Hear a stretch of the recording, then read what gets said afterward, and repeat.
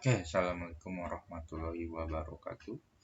Ya, bertemu lagi di mata kuliah algoritma dan pemrograman Teknik Informatika STM Muhammadiyah Tangerang. Kita akan membahas ya di pertemuan 2 ini yaitu konstruksi dasar algoritma. Sebelumnya kita kemarin membahas ya bagaimana eh, pengertian pengertian dari algoritma itu sendiri. Nah, sekarang kita akan bahas yaitu konstruksi dasar algoritma. Di mana agenda perkuliahan kita akan bahas satu instruksi dan aksi, dua tiga struktur dasar algoritma, tiga notasi dekat. Nah, tiga inilah yang akan kita bahas di pertemuan 2 kali ini. Maaf, ada tambahan lagi yaitu 4 struktur teks algoritma. Ya, ada 4 ternyata. Oke, ini pun sudah kita bahas ya di pengertian algoritma, yaitu algoritma itu adalah sebuah berisi langkah-langkah ya penyelesaian suatu persoalan. Ya, kan kemarin dituliskan yaitu urutan secara logis ya.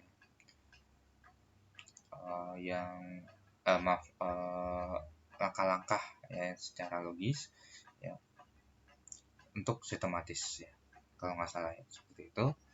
Nah, tentu saja algoritma ini adalah langkah-langkah ya, step-step yang memang menyelesaikan ya persoalan yang itu menjadikan sebuah solusi atau jalan keluarnya. Langkah-langkah itu dapat diproses secara serial atau bisa berpindah ke langkah tertentu bisa bila memenuhi kondisi tertentu atau dilakukan berulang.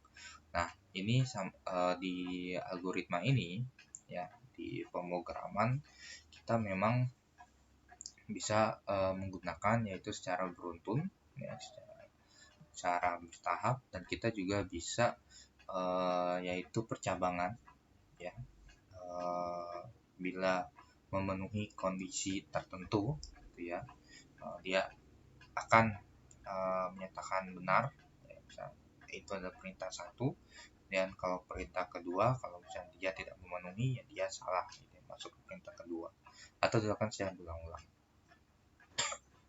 Nah, bahas instruksi dan aksi.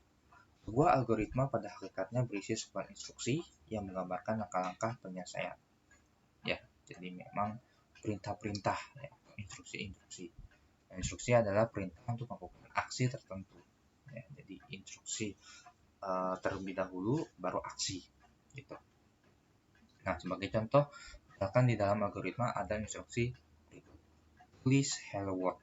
Ya, ini yang biasanya programmer pemrograman kalau tidak afdol yang pertama kali belajar bahasa pemrograman ya itu memang kudu ya harus mengetes yaitu tulis hello world ya, misalkan ini adalah perintahnya adalah tulis hello world. Nah, maka sebuah instruksi berupa aksi menulis kalimat hello world ya. Jadi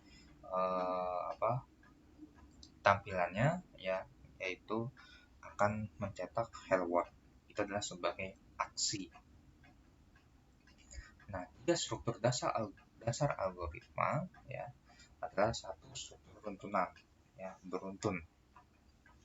Nah, ini memang misalkan struktur itu bisa dari start ya langsung lurus selesai. Kemudian pemilihan. Nah, pemilihan adalah percabangan. Nah, kalau ini percabangan tentu saja tadi ya misalkan ada yang ke kiri ya ada yang ke kanan gitu ya. Misalkan ada yang ini perintah satu benar. Nah, kalau tidak memenuhi gitu ya di perintah satu, nah maka dia akan ke perintah dua. Jadi kebanyakan menggunakan jika. Kemudian struktur pengulangan. Nah, ini adalah mengulang gitu ya. Misalkan perintah 2 3 nah, belum memenuhi kondisi, nah maka diulangi lagi gitu ya kedua ketiga seperti itu. Nah, struktur runtunan, sebuah runtunan terdiri dari satu atau lebih instruksi. Ya, dalam sebuah runtunan, satu instruksi dikerjakan secara berurutan yang sesuai dengan urutannya di dalam algoritma. Nah, contoh struktur runtunan ini adalah misalkan algoritma mempertukarkan isi dari dua buah gelas A dan B. Ya. Nah, ini termasuk runtunan. Nah, pemecahan masalahnya adalah tukaran urutan dari gelas A ke gelas X. Jadi ada tambahan, gitu ya. Ada tambahan gelas X. Ya, jadi A, B, X. Jadi A dituangkan dulu ke X, kemudian si B ke si A, dan X ke B, ya. Nah, maka penggambarannya adalah seperti ini, ya. Jadi misalkan kopi dan teh, ya, jadi dipindahkan dulu dan hasilnya juga si X ini hanya menambahkan, ya. Jadi misalkan si A misalkan teh, ya, si A misalkan kopi, ya, si B adalah teh. Nah, si kopi ini ujungnya adalah akan pindah ke si teh dengan ada penambahan si gelas. Kemudian struktur pemilihan, ya, atau percabangan atau pengisian, ada kalanya sebuah aksi dikerjakan jika memenuhi persyaratan kondisi tertentu. Sebuah instruksi bisa juga tidak akan dijalankan jika syarat tidak terpenuhi. Untuk instruksi kemudian yaitu if, ya, jika kondisi then, ya, maka aksi. Dan pemilihan, contoh misalnya jika air di dalam teko mendidih, maka matikan api kompor. Misalkan jika suhu ruangan di atas 50 Celcius, maka bunyikan alarm tanda bahaya. Jika mobilmu mogok, ya, maka pergi ke kantor naik angkot.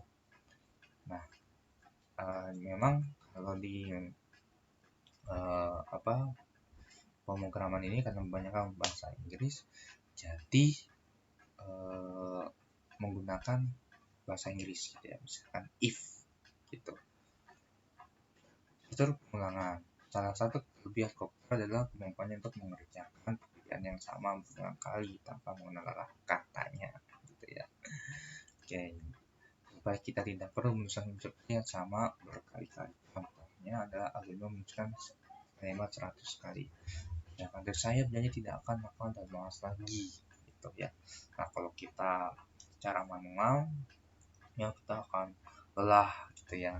Dan kalau misalkan kita tulis terus copy paste, wah, itu juga pegel namanya. Nah, ini bisa hanya satu baris perintah, nah itu bisa mengulang.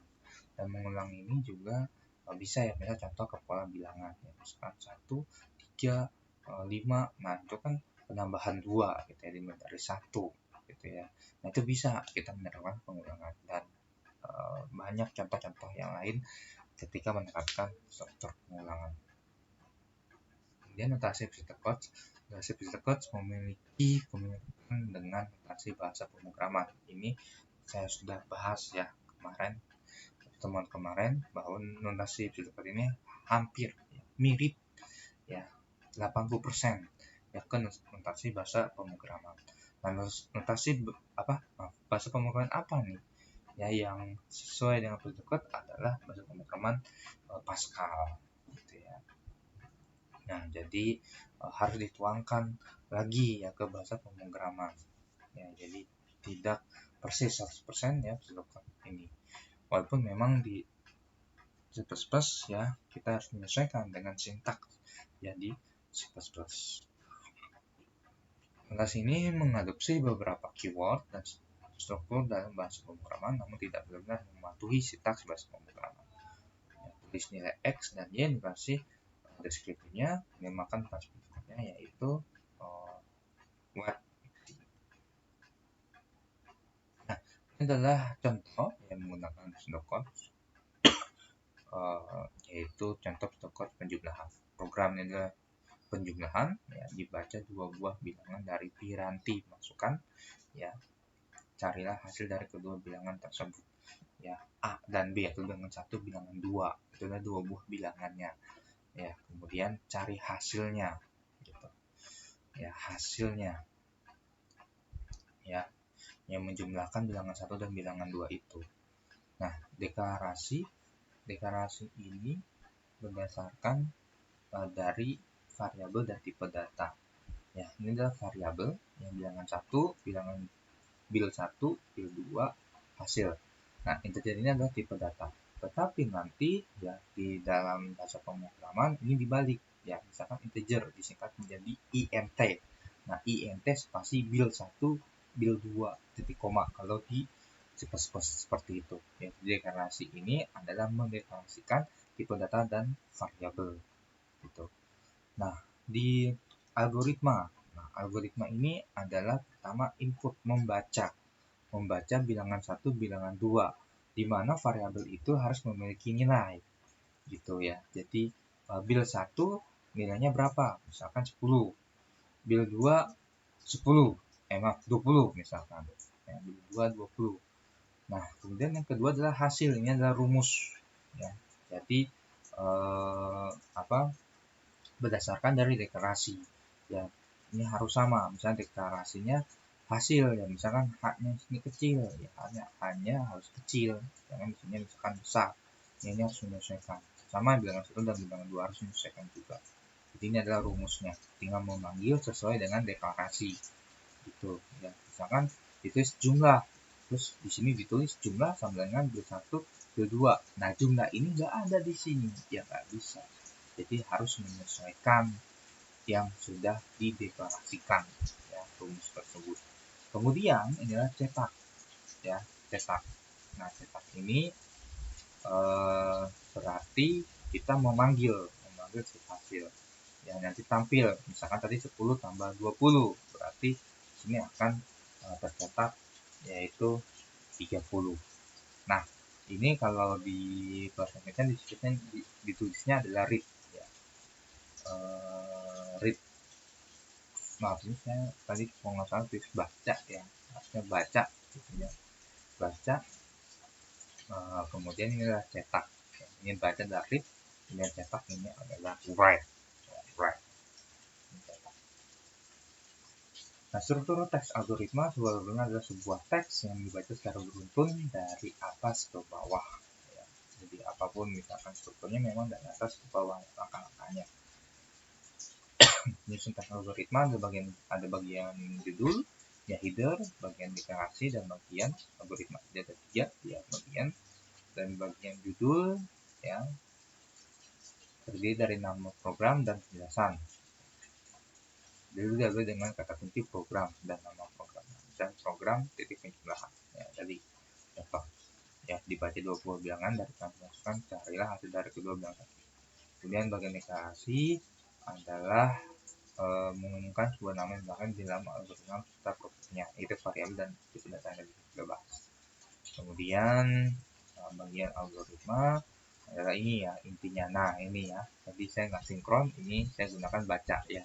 Tadi saya tulis input, sini saya tulis baca ya, lupa di copy paste lagi ya, cuman ini doang yang dirubah ya. Jadi baca atau read ya bahasa Inggrisnya, 1 2, kemudian hasil bil 1 plus bil 2, dan cetak ada write ya, write ya, hasil. Oke, ini adalah tugas ya, di mana mahasiswa untuk membuat algoritma untuk menentukan suatu bilangan genap, bilangan genap atau ganjil gitu ya. Input suatu bilangan dan outputnya genap atau ganjil. Misalnya begini ya, inputnya bilangan 1 ya, bilangan 1. Nah, berarti outputnya apa ya? Outputnya adalah ganjil, jadi menentukan ya. Kemudian misalkan inputnya 2 ya, maka dia outputnya adalah genap. Yang sama ketika misalnya 3 juga seperti itu ya. Inputnya misalkan bilangannya 3 ya, outputnya adalah ganjil dan seterusnya. Jadi membaca, dia menentukan apakah bilangan itu genap atau ganjil seperti itu ya. Oke, terima kasih ya atas perhatiannya di kuliah pertemuan 2 ini di algoritma dan pemrograman ya. Oke, sukses selalu dan jaga kesehatan. Mohon maaf segala kekurangan saya akhiri. Wassalamualaikum warahmatullahi wabarakatuh.